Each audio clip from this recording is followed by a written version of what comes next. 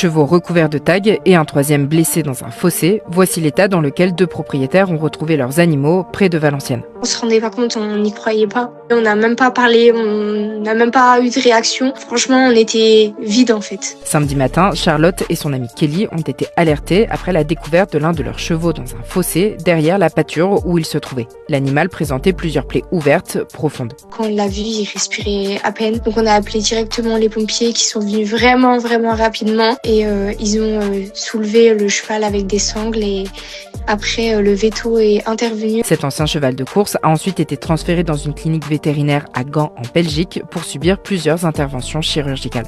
Il est vraiment bien ouvert et il y a peut-être un petit tendon qui est sectionné. Il va rester 3 semaines en clinique et juste après, il va faire un bon 3 mois de boxe. Après avoir passé la journée à la clinique, Charlotte et Kelly ont découvert dans la soirée que leurs 2 autres chevaux, alors dans une autre pâture à quelques kilomètres, avaient eux été recouverts de peinture. J'y suis directement allée et franchement, mes jambes elles tremblaient. Enfin, genre ça faisait quand même 2 pâtures différentes où il y a quelque chose.